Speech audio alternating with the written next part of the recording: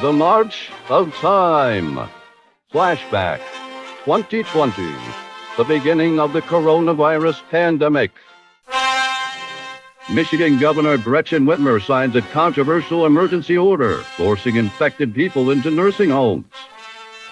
Every action we took was based on the best science and the best information available. But it was all just political science. Whitmer plagiarized the idea from New York Governor Andrew Cuomo. Cuomo dropped the charade after a wave of death and public outcry. Not our woman from Michigan. Instead of stopping the nursing home deaths, Whitmer simply failed to count them. Our policies saved a lot of lives in our nursing homes. When caught, she gaslit the public. Nursing homes were never required to take patients who had COVID. They just weren't. Nursing homes were forced to take COVID patients. They were not. They never were. Will the killer in high heels ever be held accountable? Will little Gretch come out from behind the folders and look the American people in the eye? Tune in next week for another episode of How a Political Career Burns.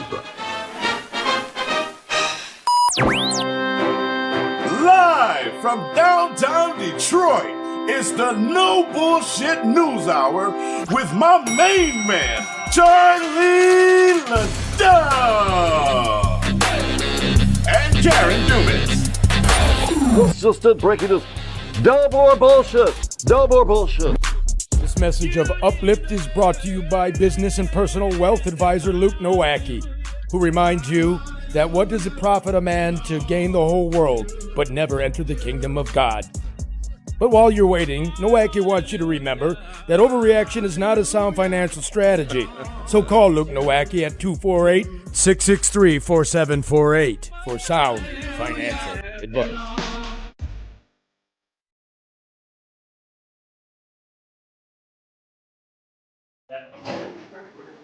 American Coney Island. So good, even Al Roker from the Today Show eats here. Not like that other guy, Al Joker, who eats at Lafayette. So make sure you're a Roker and not a Joker. American Coney Island.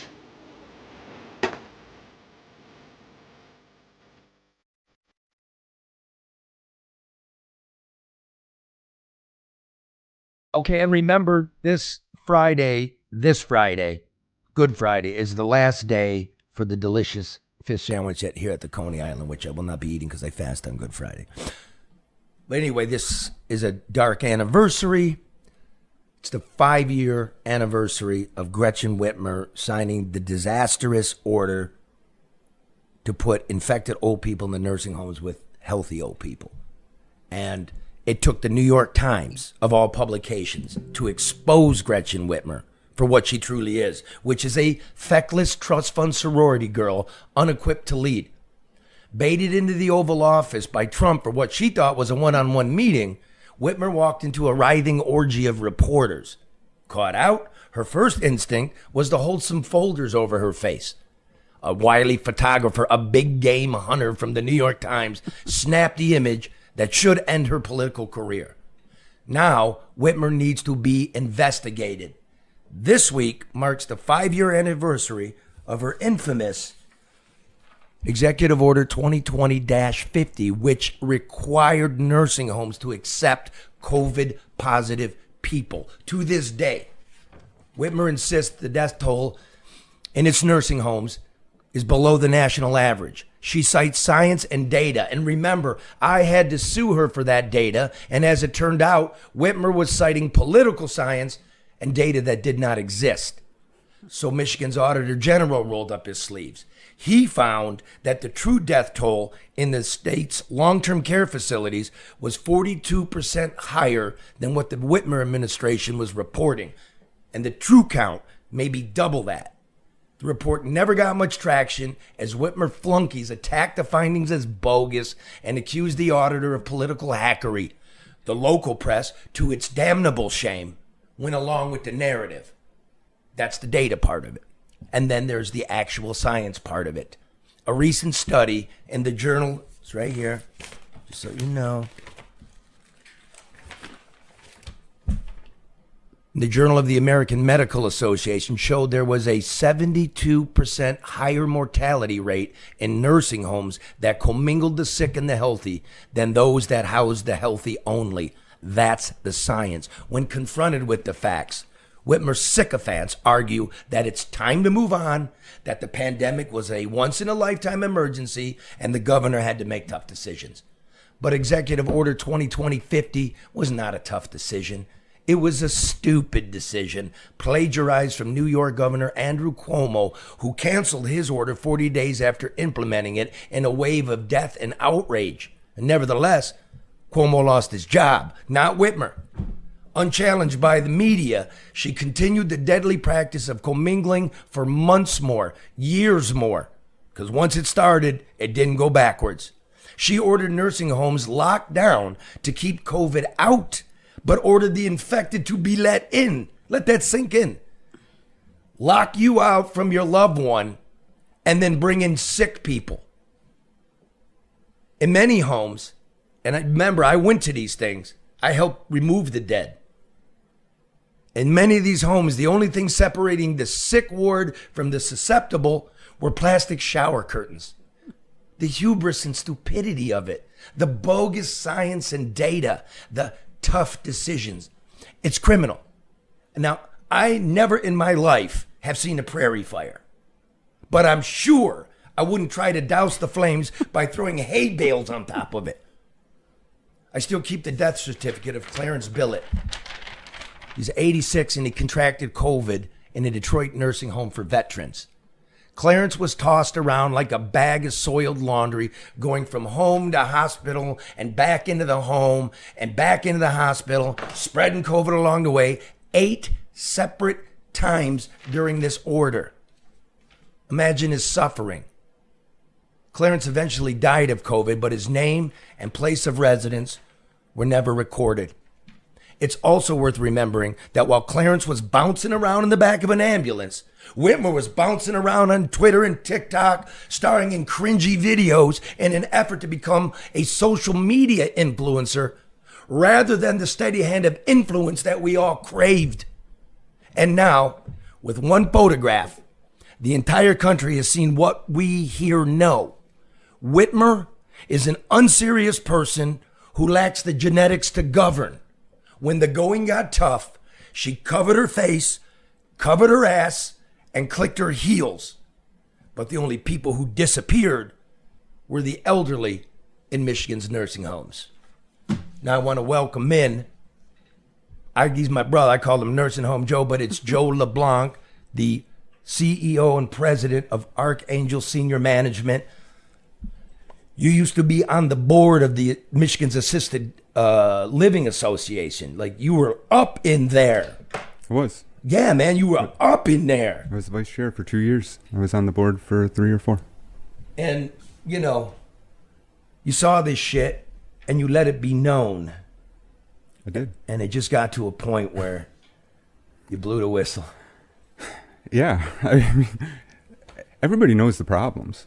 Everybody knows, but what are you going to do? It's a huge, massive system that, how do you break through that? But did we know I mean, that's the thing. I also want to welcome in Jennifer Laurain, registered nurse, who at the time of this order was the director of nursing at the Lodge of Taylor, which was one of the hubs, the original places where people that were stable but had COVID were brought in.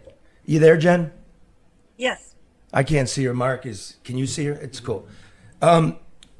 So Jen, you guys were let me put it this way, the hubs, did they have uninfected people in them when the state mandated that COVID, you had to accept COVID people too? Was there both cohorts? Yes. And how did you keep them separate? What was the difference? What was the barrier? Was it a shower curtain, a tarp? Was it hermetically sealed glass doors? So originally in a secure area, so to speak, with people not going through.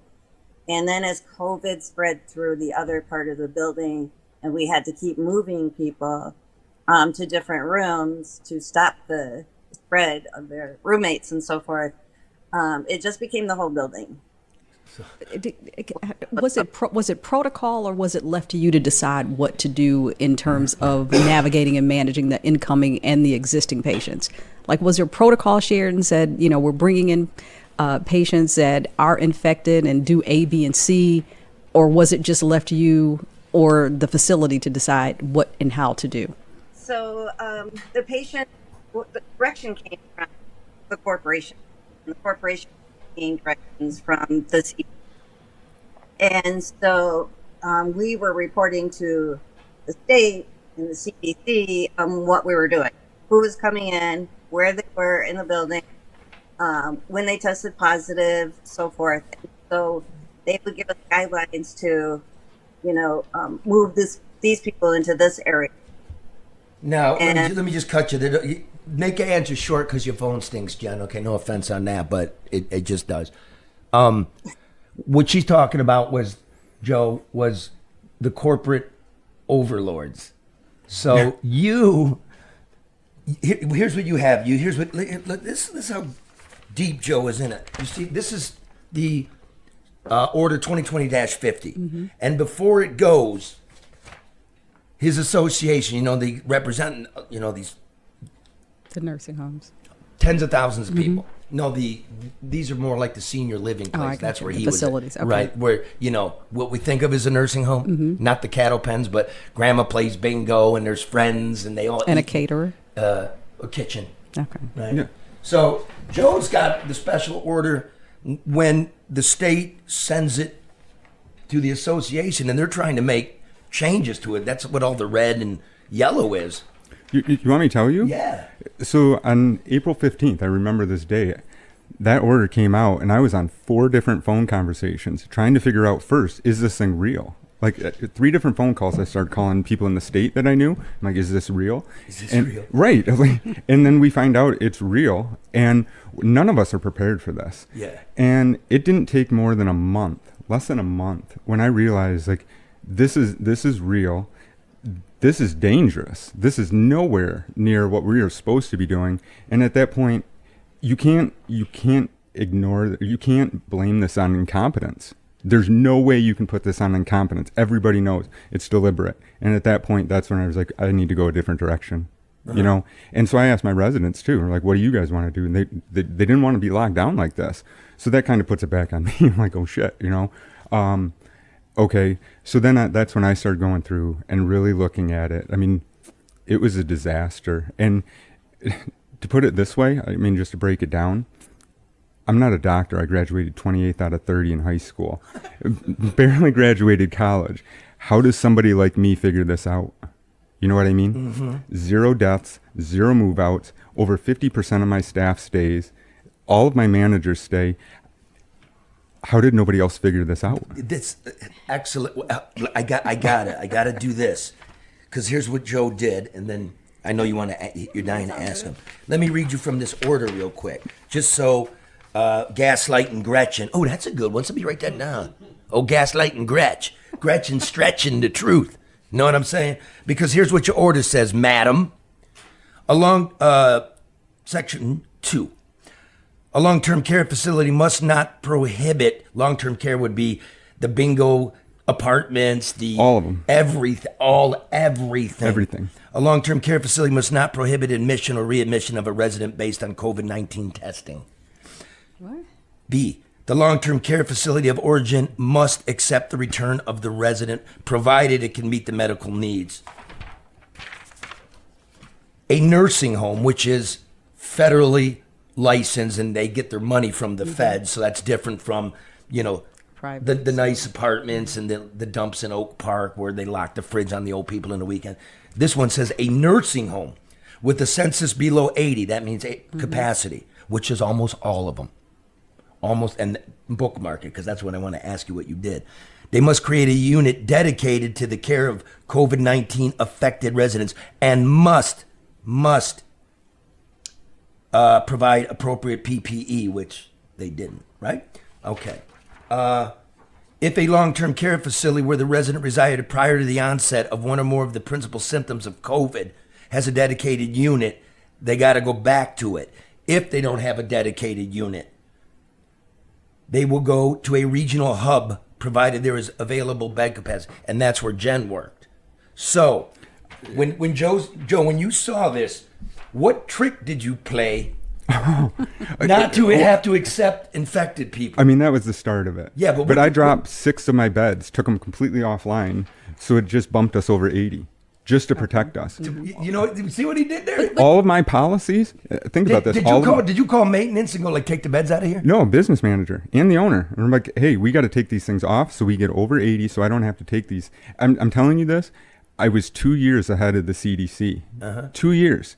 In my policies, I was made this very known, my policies were set up defensively. We took proactive defensive tactics, measures to protect ourselves from the state. And that's what scientists were saying. That's like what we should do. We should maximize the safety of the people that you look after, right? And we did the exact opposite. Well, I don't want to just go back just a little bit because this isn't lost. You were saying, you didn't do well in high school, you didn't do well in college. But what that allowed you to do was learn how to think and learn how to deal with people. While Charlie's reading all that stuff, that's all like just legalese things that people are doing to check boxes that make no sense. And so there's no room or the opportunity for people to apply logic, empathy, and the reality of dealing with folks. They don't know anything about it. And therein lies the difference. So I know you said that some time ago, but I wanted to go back to that. That's not to be trivialized, Joe, at all. Karen, I'm going to say this. We talk about the science and the data. It was all there. But the one thing we recognized right off the bat is we start bringing family members back in within a week. Like, they're declining. The isolation, the loneliness, all of that. So we haven't even talked about that. But that was the number one killer. Let me add, hey, Jen, because you watched all the death. Real quick, because your phone stinks. I'm going to buy you a phone. I'm going to buy you a phone for your her 28th birthday. What does it look like when somebody's dying of COVID? Are they drowning on their own fluids? What does it look like quickly? They come in sick and they get very, very sick very quick. So it just, it looks like, well, I do hospice now, so I know what dying people look like, but it happens within a matter of days. What does it look like? Is it like pneumonia and they can't breathe? Is it fever? What is it? Yeah, like pneumonia. They can't breathe as much oxygen as we put on them, but if they were in the hospital for a long time, like your other participant was saying, they're dying when they come in the door. I just want to know, I got onto this. The reason I keep this death certificate of clearance is when I know a couple of ex-cops, right? And the law says if you're a ward of the state, you got to be looked on every quarter. And that's what they did. They looked after these old people, and it was early. And they're like, dude, half of our clients are gone, and there's no record of them. And then they started doing data points. They could get into the state system, and they put a spreadsheet together. And this man, Clarence, a Korea veteran, was bounced around, Jen. I can only imagine this guy. Is that kind of like what it is? Is that what it sounds like? Yes. What we did. I'm sitting there with one of my seniors, and the guy says to me, like, after, he's been locked down, all of this stuff, and he's like, I feel like I'm on the front lines again. And I'm like, you are, Bob. You are. What we did, it's an excuse. Think of that. And you throw them in an It's like strangling. I mean, allowing somebody to strangle themselves or watch them being strangled. And if I could, just because we weren't going to talk about, but I know so many people involved in this. You know what I mean? Mm-hmm. Like people that spoke. You're the fuck out of here. Right there's Joe. Right there, the good people, the people that help build, organize, and operate the field hospital TCF. Jen, it worked because they had 42 people in there. Right? It actually worked. They had oxygen tanks as big as a semi on top of it. They had oxygen lines plumbed down into the floor. They had, I'm just going to call it the hyperbaric chamber where you walk in, sucks all the air out, and you put your stuff on, and then that nut next door opens, and right, it's a clean environment. We didn't use that, and ultimately, I found out the reason we didn't use it is because in the nursing home specifically, the feds pay for that, and the state was wondering, well, you know, are the feds going to pay if they're not being cared for in the nursing home? What if they go to the hospital? Are we going to get reimbursed? So they shut it down with this fire hose of money, and they shut it down. You want to hear something gross? Yeah. Nursing homes represent 8% of the communities out there that long-term care. 92% of them got nothing. Not gloves, gowns, $1, anything for 2 years. And when we did, it equated to 96 cents per person per day. Tampon tax relief was prioritized over seniors. Fuck. Now, let me ask, because that's now Jen worked in that 8%. Jen, did you have the appropriate gear? No. Oh. This whole thing was a lie. But I don't know. It's like common sense. Go ahead, Jen. I'm sorry. Oh, that's okay. I don't know if you remember, but I got in big trouble because we were storing N95 masks, and my nurses were very upset that they couldn't wear one because corporations were waiting for it to get worse. So they said, no, you can't use those yet, even though all these stories are true. Now, I'm just going to say it because her phone stinks, but Jen, being the director of nursing, had to tabulate herself. They didn't give her any software, cases and report them, deaths and report them. And the deaths that Jen reported and remembers and told to me, she just worked there, till May? Mm-hmm. And the number of deaths that she had tabulated were twice as many as the state to this day reports for the whole COVID 3 years in that facility. Right? In 1 month, she recorded double the amount of deaths that the corporation and the state will cop to for 3 fucking years. We got instructed not to report deaths. Tell me, bro. Tell me. Dude, it's 6 months into it. Let me remind everybody who this is. Joe LeBlanc, who's the CEO and president of Archangel Senior Management. It's a new thing. I want to get into that, where we go to the future. But Joe was also on the board of directors of basically the end of life care associations, the nursing homes, the assisted living, the adult foster care. Go ahead. They instructed you. They instructed us to stop reporting deaths. 6 months, 8 months into it, they said, if you are an adult foster care with 12 beds or under, stop reporting. That's like 3,500. The state. I just wanted to make that clear. Okay. Yeah, the state instructed us. That's 3,500 of the 6,000 or so senior livings. Like, stop reporting us. And then they said anybody that they defined as assisted living, so now it's all the big ones, like the really big ones. The ones you ran. The ones I ran. Stop reporting. So like 40, these are 75, 80, 92% of all facilities, and 40% of the people weren't covered under the here's the next order after today's anniversary. Mm-hmm. She fixes it. Cuomo gets done with it because he got caught in like May 3rd, right? Yeah. Right. And then this thing on like May 21st is like, no, we're doubling down. And here it is. Everybody, every single one of these facilities, report your death data, report your COVID data, everybody. They didn't. And then in October, like, okay, we're only going to collect some. Well, we got caught out. The Trump administration's opening up an investigation. And here's from the health department and me. Anybody that did report, we just threw the data away. So we didn't write down Clarence's name. We didn't write down Clarence's residence as you were supposed to do, or his cause of death. So Clarence died at the hospital, but Clarence caught it at the nursing home. Supposed to say it. Clarence, it says here, died of natural causes. So Clarence doesn't get counted. But if you look up in the details, he died of hypoxic respiratory failure, which is what, Jen? Which is his cause of death. It's COVID. COVID. COVID. Yeah. And it's not natural. Well, it No, is it's not. natural. It is. It was made in the lab. We can say that now, but I meant in terms of a cause of, in my opinion, no, that in terms is of a that cause is of the cause of natural. death. But the underlying, Is it natural? right? Okay. You know, like you die of natural causes, and it's like your whatever your stroke or of the. It's like that. You know, can I say something too? Yeah.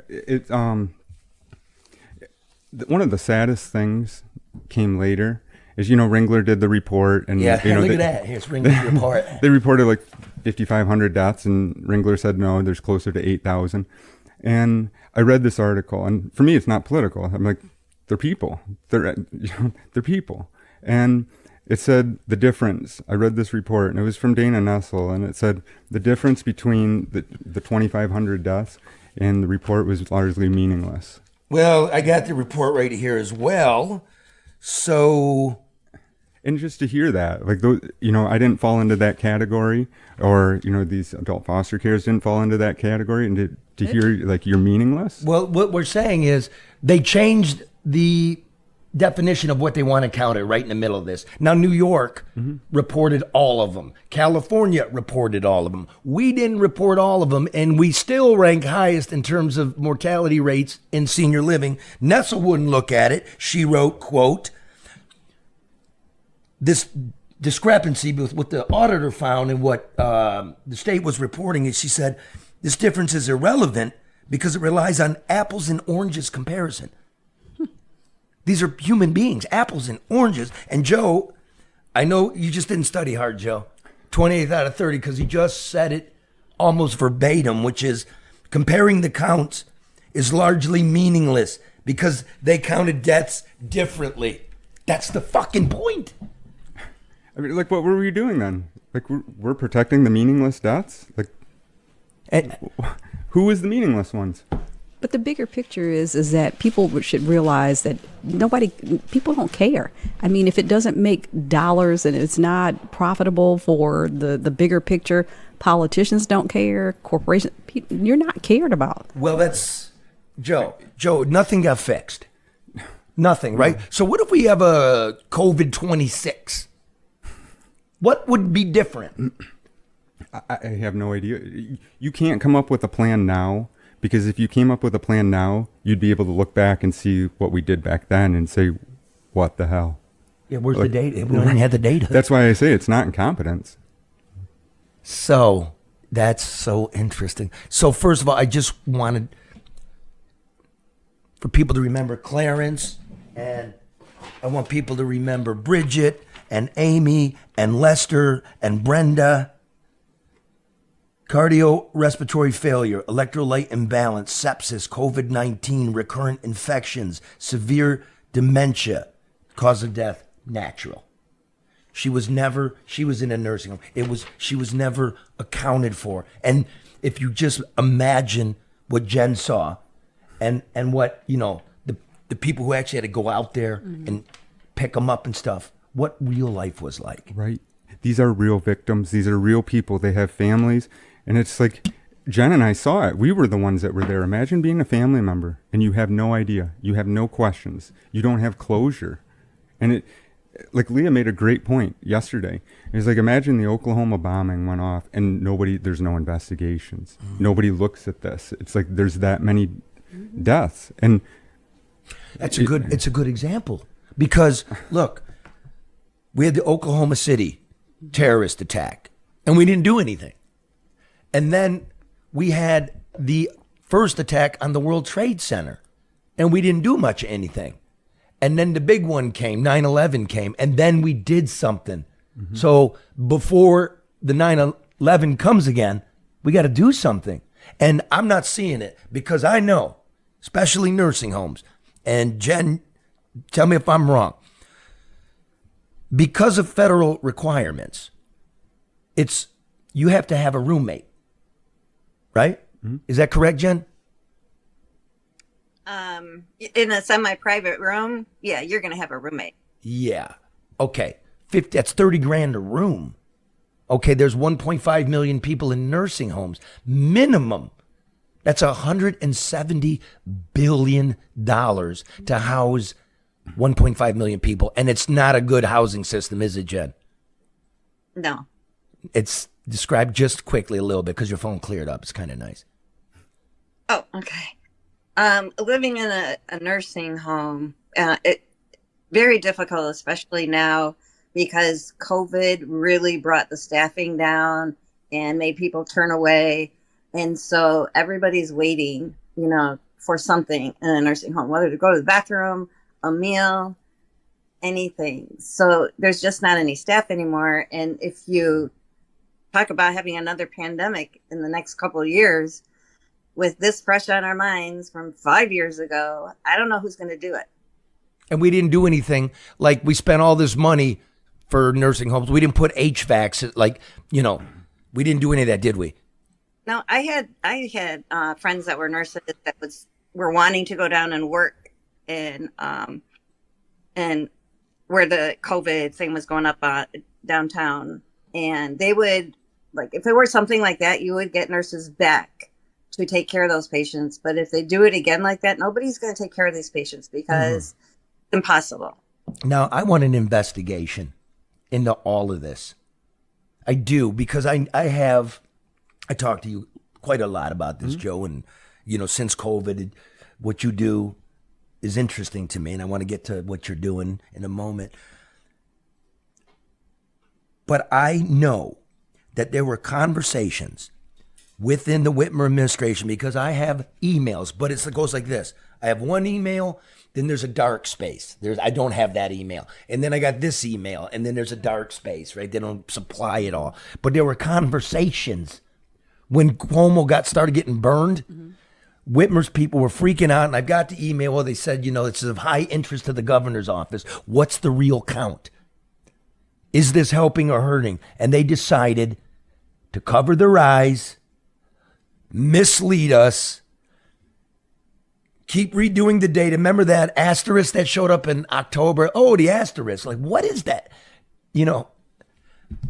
So did they know? Did they not? And it can't be Nestle, because she accepts way too much money from the nursing home, HCAM, Healthcare Association of Michigan. So does Whitmer. So we're getting nothing. There's no one out there.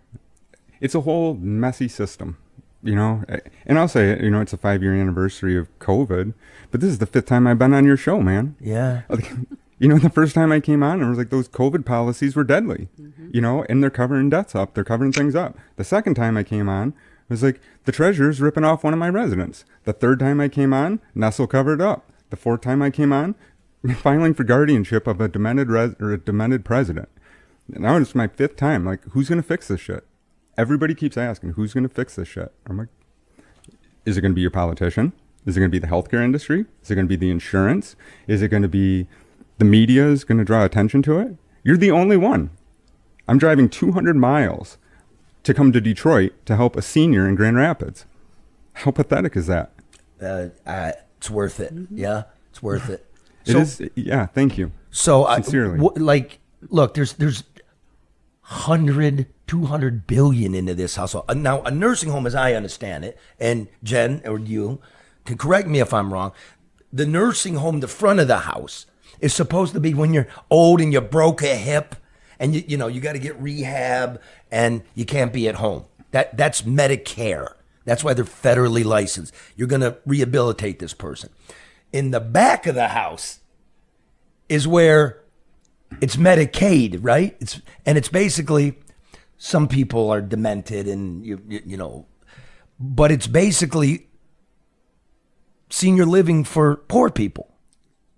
I mean, Jen would be a better one. Yeah, that's the way I view it. Okay. Jen would be a great. And the inflated rate, because it's a federal program, it's $15,000 per person, 2 in a room, $30,000 a month in a room, right? Now, when you were, I don't even want to talk about the place you used to work because they're in some big trouble. We'll just leave it at that. Keep your eye on it. Yours was like what I think of as the old folks home. Like, I'm sorry, it's Beaver Cleaver. It's, I went in there like after, you got canned and I'm like, it's nice. They're all waiting for the bus. They're going somewhere. They're playing pinochle in the corner. And, everybody got the blue hair, the nice carpet, very open, right? Really nice. Amazing. And I'll tell you, I've been in this industry for 15 years, and I'm not tooting my own horn on this. Okay, go ahead. But you will never see a community like that ever again, because it was a home first. Those residents were the ones that created that home. Those families were the ones. During COVID, they were the ones that saved us. It was a family. And it was right in the community. Anything I needed, the neighborhood was there. Yeah, the families were neighborhood there. too, The high school kids were there. They absolutely saved our ass. And it gave me a whole different perspective when everybody else is living in fear. And I got to see the most beautiful side of society and what's out there, the humanity of it's a family. Good People old care. Uncle Joe. Was that what drove your decision to do Archangels? Yes. Well, I want before you do that. Okay. At Heather, because I didn't vogue in there. Do most people have their own room? Yeah. Do all of them? Oh, it's beautiful. Okay, everybody's got their own room, and they got bingo night and dancing and kids, grandchildren visiting. It's in the neighborhood. The food's very good. I was there at mealtime, just smelling it, peeking around, doing my thing. That's what I imagine it to be. And that's what it was. And what did that cost a month for your own room, nice food, people looking in on you, people helping you with your medicine? At the absolute highest. I'll give you the highest rate. Okay, the penthouse, yeah. $7,300. $7,300 a month. A month, okay. Our average was about 54. So to compare that, Well, that's before Biden inflation, but you guys get the idea. Right. yeah, but we could do that. We're not a corporate. We were independent, so I didn't have all the huge corporate overhead. But right now, if you go into one, you're looking at about 7,000 to 8,000 starting. That's with the Biden inflation, and and we're paying $15,000 a month to have two people, so $30,000 to have people in a cinder block room. And it's basically just assisted living for old people. Okay, and they need more money. That's the federal part. The federal part when you're poor, it's bad, but we're paying double the rate for them, right? And then there's the people that can afford let's call it today's money, $6,000, $7,000, right? Who saved their whole life, and they might not want to be in a great big thing like Heather Hills, which has over 100 people living there, right? They don't. No. You don't want to move out of the neighborhood. It's the only thing out there for them. No, they don't want. They realize they probably have to leave their homes at some point, but they don't want to leave their neighborhoods. It's where their churches is, their families are. But there's nothing there for them, and so that's why I started getting a different idea and looking at it a little differently. Go ahead, because I brought it up a few shows now. I mean, the grand idea being we had to coin it because it's not out there, and we call it Nestle, neighborhood environment. Oh, don't call it Nestle. I mean neighborhood environment senior living. What? No.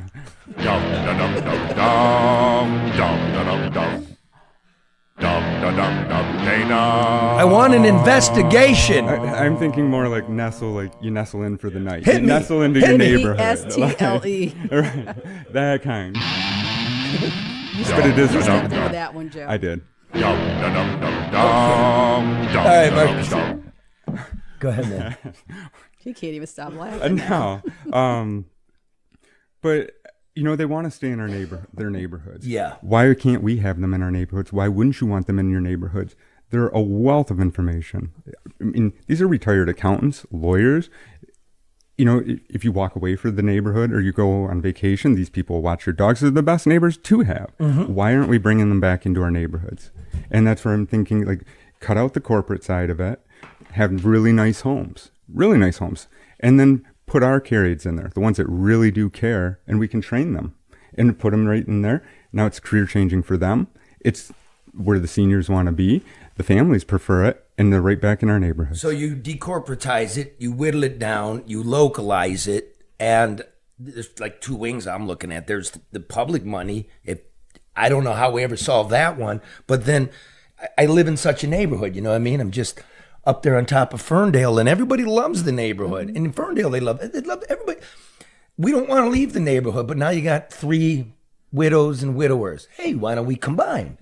Right? Yeah.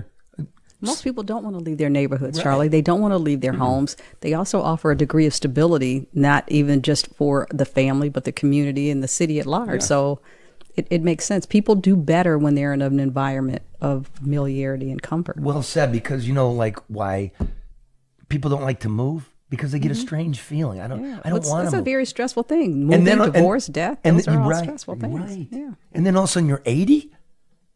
Here, go over there. And throughout history, we have valued our elders.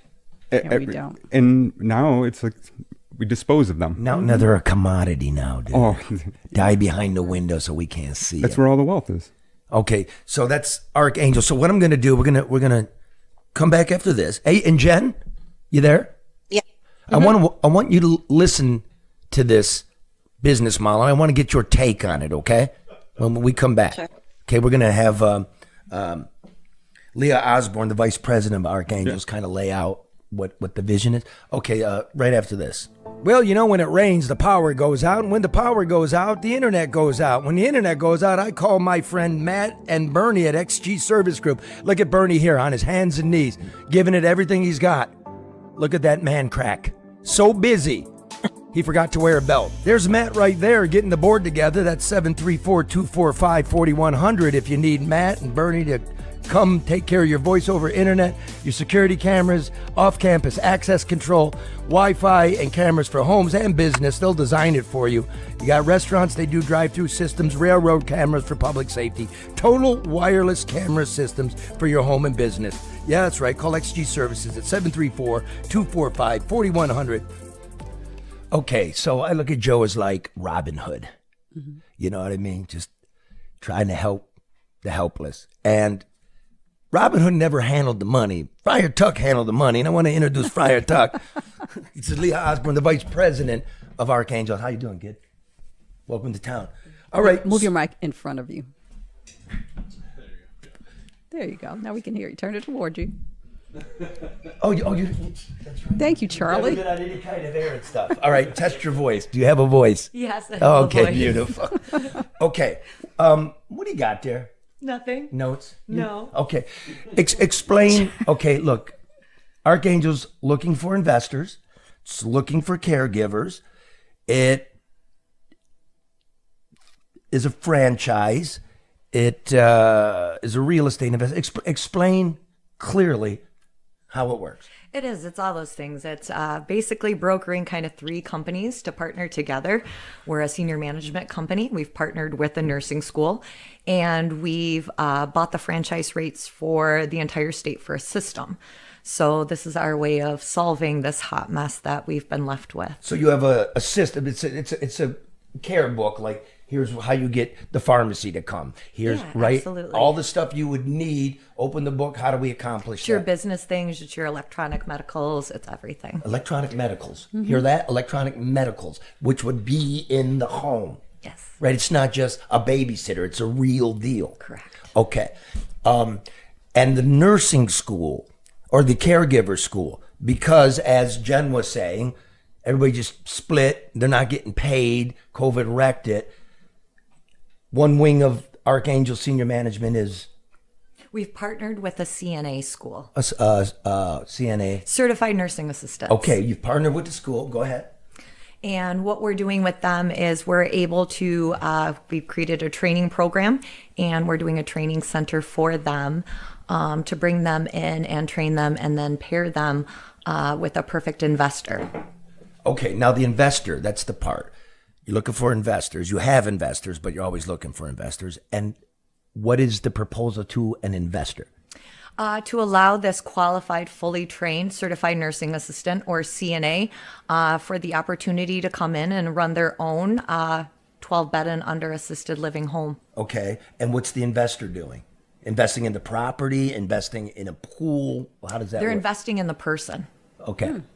But what's the money for? To get the property? Okay, to retrofit the house, right? With those chairs that go up the stairs, that kind of thing? Yeah, we've not only Okay. done the three companies, but we've identified our place in the market, and we've developed new training programs. We've just moved into our home office, And what we're doing is working with investors to set up our training facility.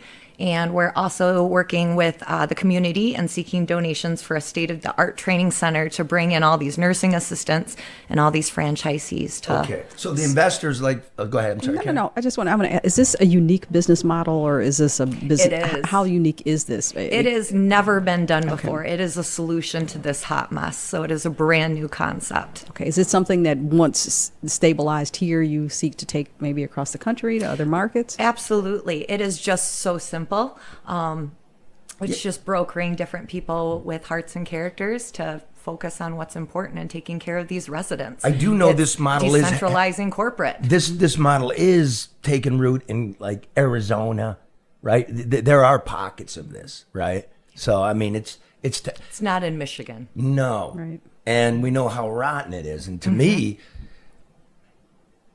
you know, I'm 59 now, and I'm like, I don't. Where do you want to go, Charlie? Where do you want us to put you? Well, okay, you know, think in the worst case scenario where you're all alone.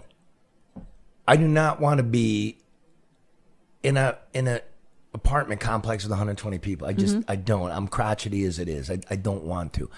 And I certainly don't want to be in the place that Jen worked. I just can't imagine it. So I would think it would be this idea that they have. I mean, I've spent... It's simple, right? Nobody wants to go to an institution. They want to stay in their neighborhood and community. That's home. Well, people deserve some dignity too. And I find that people that work the hardest in their lives have to live the worst at the end of their lives. And it shouldn't be that way. That shouldn't be that way either. Exactly. It's scary for all of us. Now, Jen, this is what you do in your life. What does that sound? Do you have any questions? Does that sound interesting? Like if you were, let's say, the chief caregiver of one of these homes, you would have the ability to buy it like a franchise. Able to expand. Go ahead. Count me in. Count me in. That's not perfect because you can't just put a bunch of people from all different backgrounds in the same spot at the same tables, expect for everybody to get along and there not be problems. So you need management. You need good staff. Yeah, you need good staff, you need good managers, and you need managers that appreciate the staff and show it and tell them.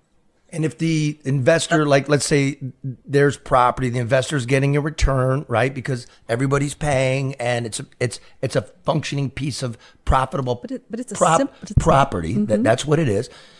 But then let's say Jen comes in and she's the chief caregiver. She has the ability to buy into it like it's a franchise, and then she becomes a businesswoman and not just the caregiver. Is that correct? Jen's the perfect person to come in and run an assisted living. Instead of working in a giant institution where she's short on staff and resources, she's going to be in a beautiful home in a neighborhood with 12 residents or less. She's going to know every one of those residents by their first name. They're going to have a relationship. And it's just simple. It's what should have been done all along. Jen, I'm going to give you a number. You're not going to write it down, I doubt it, because she's actually at work. I'm writing it. Okay, ready? Are you ready? Yeah. Okay, 989-614-0416. I'll do it again, 989-614-0416. And who does she ask for, Leah, you or Joe? Either. Ask for the president and vice president, Joe and Leah, Archangel Senior Management, okay? Because I think I did this on purpose. I think you could I think you could be a linchpin. I absolutely believe that. Nurse Jen would be absolutely perfect because so many nurses, just like Jen and healthcare professionals, are undervalued. Totally. And this establishes a career path where they can have an opportunity to have that value to do what's right for the residents and in their communities. But isn't that why most people go into nursing or some form of It caregiving? is, Because and we they lose care it along the way because process. The process and the focused on profit. So this is a simple, care focused. It becomes a business. Yeah. Jen, let me ask you something. During COVID, did you cry? Oh, I cried a lot. Hey, you walked into that hell that you worked in. I've never been in it. I mean, it's just we could do so much better than what we did. Oh yeah, yeah. It was tragic, sad, all those words. It was just a really horrendous end to people's lives. Let's fix it. Nothing's been done. Unsettling. Now you to build out, you've partnered with a CNA school, yes, but you're building out your own facilities, and for the facilities you're looking for communal donations. We were working with investors, and we've identified 2 absolutely perfect properties in upscale neighborhoods and things like that. What we're fundraising for, seeking the community's help with, is raising dollars for our state-of-the-art training center. That's going to bring in CNAs and nurses like Jen and healthcare professionals and our franchisees, and allows us to train them and then send them back out into the communities. Okay, wonderful. Because that means, you see a nurse when you're sick. But these are like, you're not sick, but if so you're there for that. And if you get sick, what do you know how to do? So it's, it's a living provider. Do you have a website or a GoFundMe or anything? Yes, we are launching a GoFundMe campaign, which we'll get that out. And then we do have our website as well at archangelsenior.com. Okay, excellent. You got the number, Jen. I'm going to wrap that up, that part. We need to do better. We haven't. We don't even know what happened. And we must, or we're going to be back at it again. Remember that 9/11 analogy. And there are very few people really thinking about how to change it. I think it's you. And there's also that federal money component of it. There's the private people like we are. We won't get Medicaid, but there's that part of it. So if you're listening, if you're truly listening, and I know y'all listen, call them up, 989-614-0416. And I also know that the big corps are trying to grab this model too. So, something's in the works. Finally, I just want to, last week we wrote about and talked about and had on Pastor Charles E. Brooks Jr. from the East Side. And here, just a little refresher here. I have worked really hard to build my business and my family homes right here on Lakewood and Chalmers. What I need to share with you, it may cost me my life, and I pray that it doesn't cause any harm to my family. Inside these envelopes is the documents, and you're not going to believe what the mayor, Mike Duggan, and the devilish Detroit Land Bank has done.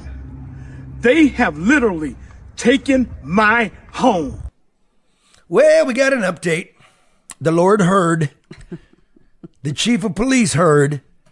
And this past week, the chief came over to the estate and handled the canceled lawsuit back to Pastor Brooks. And the lien is gone. And may he continue to do God's work. Charlie, let me say this. Negative Nelly over here. We're going to go out on a high note. No, I have to say, I'm sorry. But when we talk about lack of accountability, when the media doesn't, social media has kind of taken over, and that's how that started, and you talked about it, and then people respond. It's unfortunate.